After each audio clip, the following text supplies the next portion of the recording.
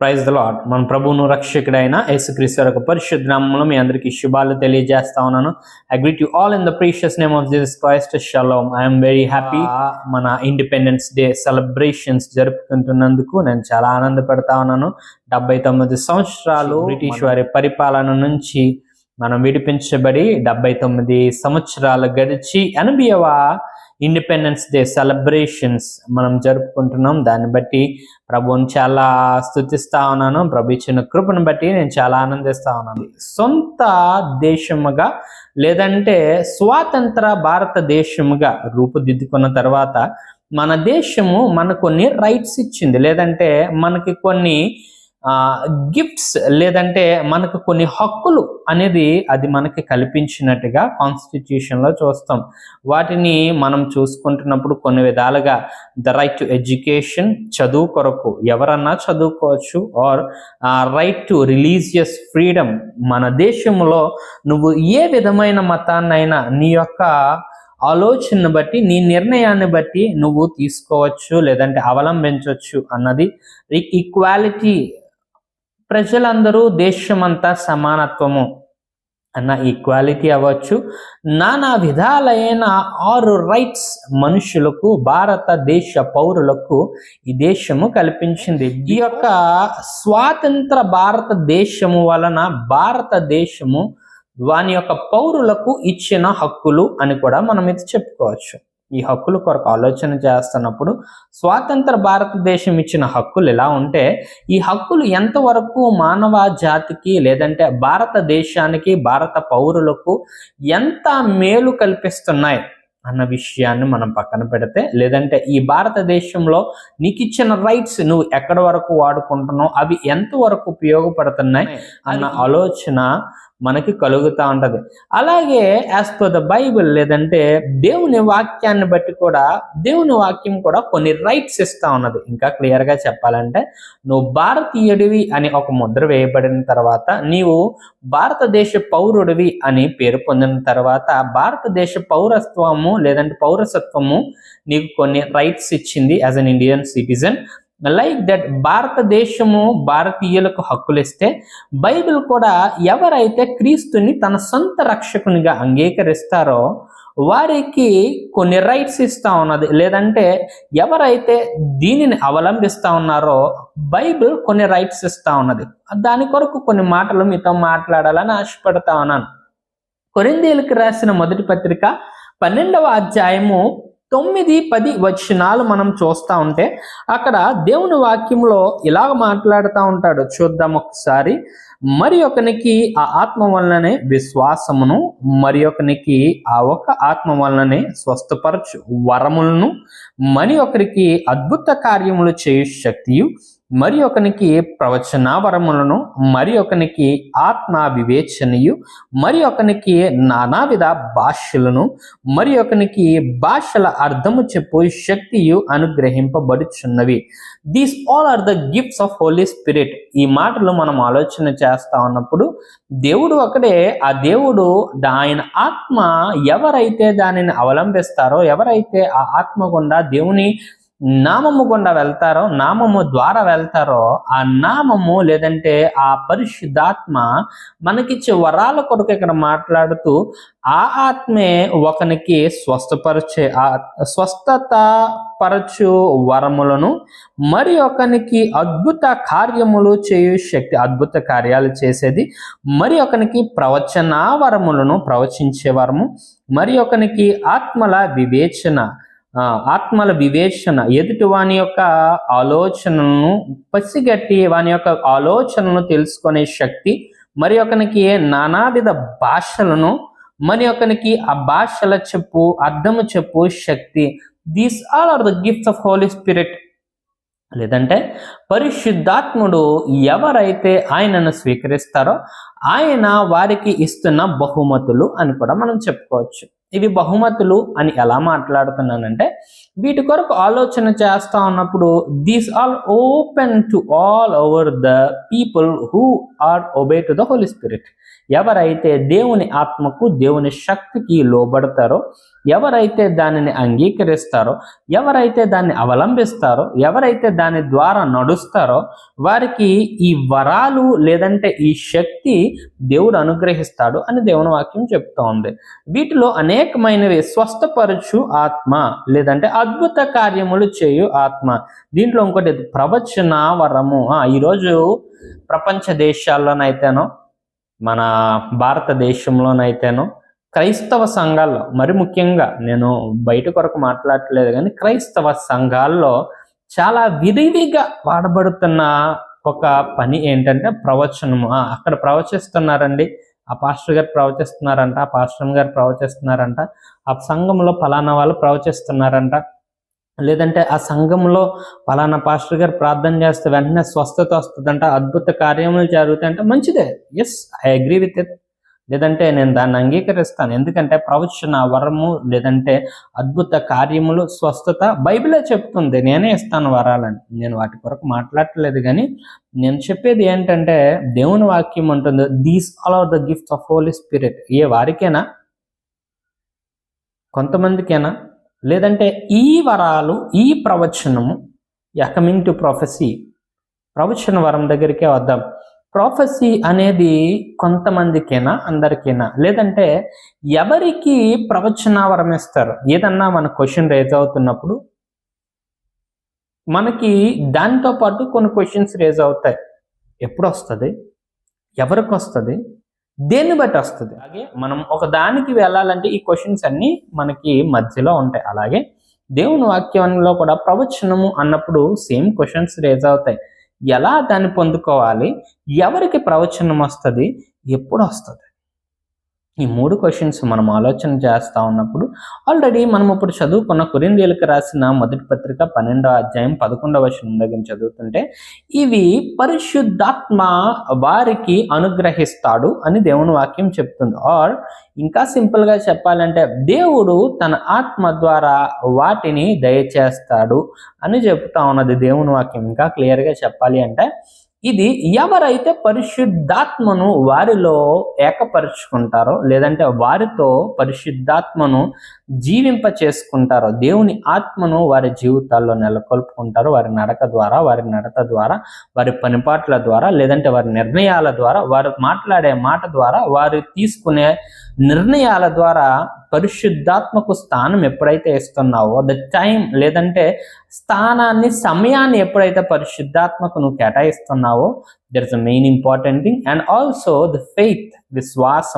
విశ్వాసము అన్న దాని కొరకు మనం ఆలోచన చేస్తా ఉన్నప్పుడు దీన్నే బైబిల్ క్లియర్గా రాసుకొస్తుంది. విశ్వాసం అన్నది నిరీక్షించు వాటి యొక్క నిజస్వరూపము. నువ్వు ఏదైతే పొందుకోవాలని ఆశపడుతున్నావో, నిరీక్షిస్తున్నావో, దాన్ని పొందుకోవడానికి మొట్టమొదటిగా నువ్వు వేసే అడుగే విశ్వాసము అని బైబిల్ చెప్తుంది. అందుకే నిరీక్షించు వాటి యొక్క నిజస్వరూపము. నువ్వు ఏదైతే అడుగుతున్నావో అది పొందుకుంటున్నానని నమ్మడమే విశ్వాసం. దేవుడు చేస్తున్నాడు అని నమ్మడమే విశ్వాసం. ఇవి హౌ, లేదంటే ఎవరు పొందుకుంటున్నారు, లేదంటే ఎవరు పొందుకోగలరు, లేదంటే దీనిని ఎలా పొందుకోవాలి అన్నప్పుడు ఈ 2 స్టెప్స్ కనిపిస్తున్నాయి. ఒకటి హోలీ స్పిరిట్, రెండవది ఫెయిత్ లేదంటే విశ్వాసము. ఇది మనకి హౌ అన్నదానికి ఆన్సర్గా ఉంటే, రెండవది who are eligible to this ప్రొఫెసీ.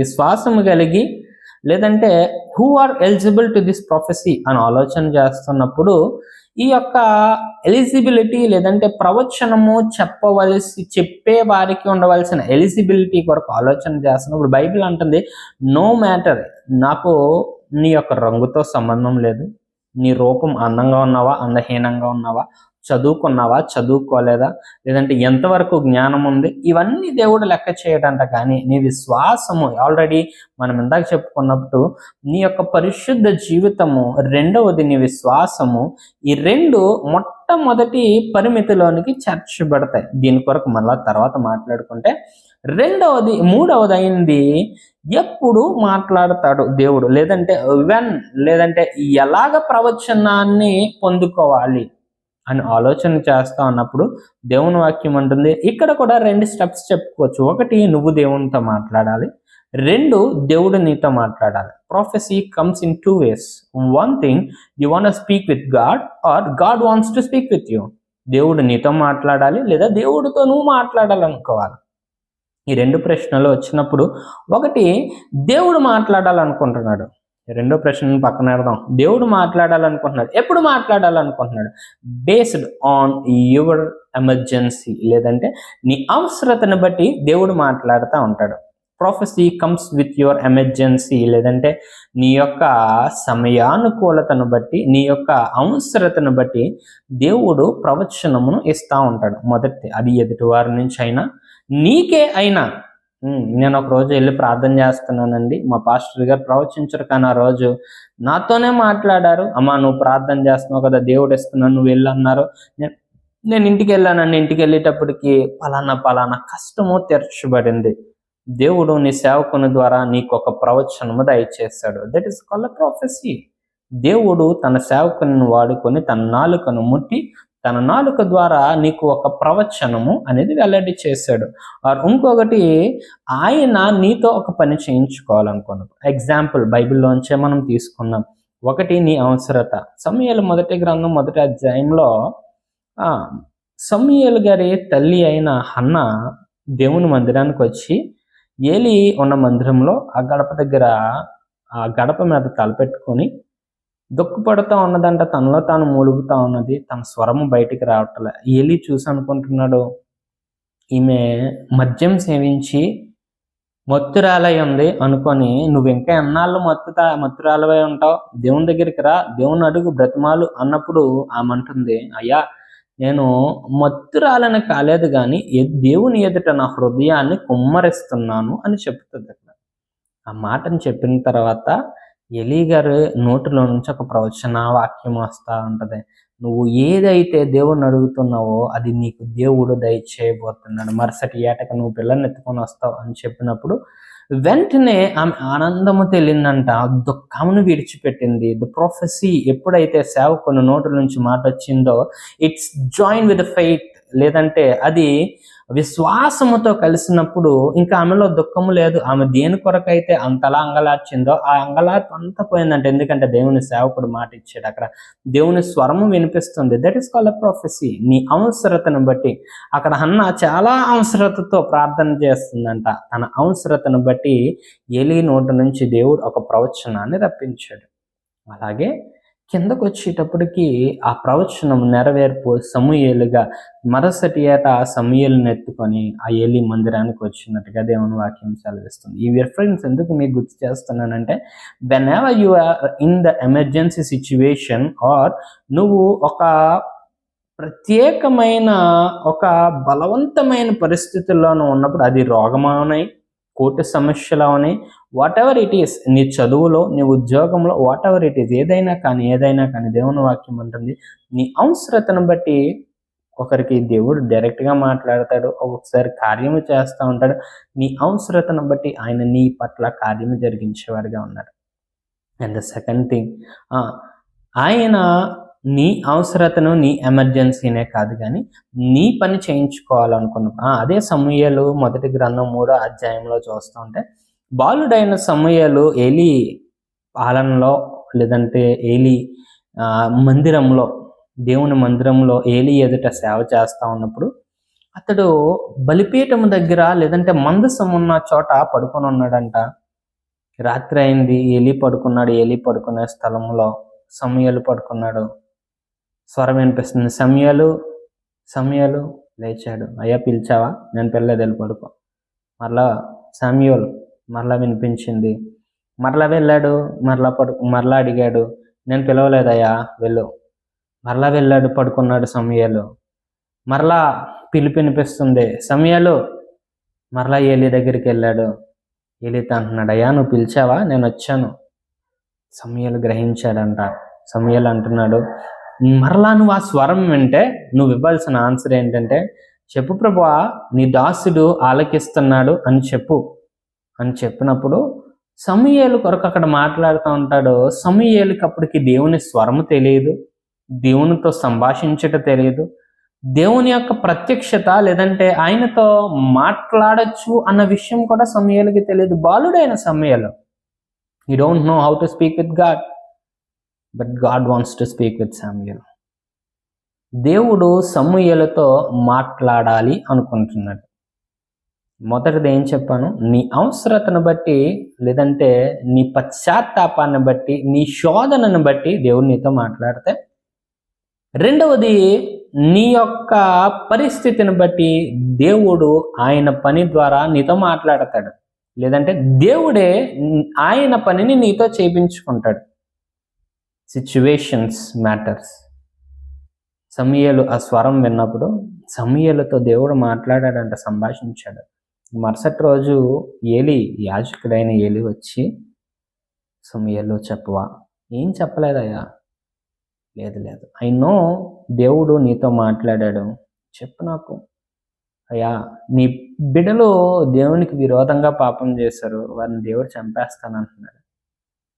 ఏలి ఏడ్చాడంట, because that was a prophecy from God. దేవుని దగ్గర నుంచి సమూయేలు ఒక ప్రొఫెసీని, ప్రవచనాన్ని పొందుకున్నాడు. Remember one thing, prophecy is not the word of human beings, it's a word of God. ఇది మనుష్యుల మాట కాదు కానీ దేవుని మాట. రెండయ్యాయి. మూడవది, దేవుడు తన నిర్ణయాన్ని తన ప్రజల ద్వారా చెబుతాడు. అదే విధముగా యోనాతో కూడా దేవుడు మాట్లాడాడు. యోనా నినివే పట్టణానికి వెళ్ళమన్నాడు. యోనా అడగలేదే, నాతో మాట్లాడు, నన్ను వాడుకో, నన్ను పలానా స్థానానికి తీసుకువెళ్ళాడు. దేవుడు యోనాతో మాట్లాడి యోనాను నినివేకి తీసుకువెళ్ళాడు. దేవుడు నిన్ను వాడుకోవాలనుకుంటే నువ్వు ఏ స్థానంలో ఉన్నా, if God wants to speak with you, he will use you wherever you are. నువ్వు ఏ స్థలంలో ఉన్నా, ఎక్కడున్నా దేవుడు వాడుకుంటాడు. ప్రవచనము రెండవది, దేవుడు నీతో మాట్లాడాలనుకుంటున్నప్పుడు ఆయన నిర్ణయాన్ని బట్టి నీతో మాట్లాడతాడు. మూడవది, నువ్వు దేవునితో మాట్లాడాలనుకుంటున్నప్పుడు, ఇది కొంచెం ట్రికీగా ఉంటుంది. సంఖ్యాకాండంలో అనే ఒక ప్రవక్త కనిపిస్తాడు. అతడు అన్యదేశంలోని యెహోవా దేవుని ప్రవక్త. బాలాక్ అనే రాజు వచ్చి ఇశ్రాయేలు జనాంగాన్ని చూపించి, అదిగదిగదిగో వస్తున్నారు చూడు, గొప్ప జనాంగం, వారిని శపించే. లేదయ్యా, నేను శపించలేను, కానీ నేను దేవుని దగ్గరికి వెళ్ళి పర్మిషన్ తీసుకోవాలి. దేవుని దగ్గరికి వెళ్ళి బిలాము అడుగుతూ ఉన్నాడు, అయ్యా, I just want to prophesy in the name of you lord. నీ నామాన్ని బట్టి నేను ప్రవచించాలనుకుంటున్నాను, ఏం చేయమంటావు? ఎలా అడుగుతున్నాడు రాజు. మంచిగా ధనం ఇస్తానంటున్నాడు, ఏం చేయమంటావు? బిలాము వచ్చి దేవుని దగ్గర అడుగుతా ఉన్నాడు ప్రవచనము కొరకు. దేవుడు అంటున్నాడు, నో,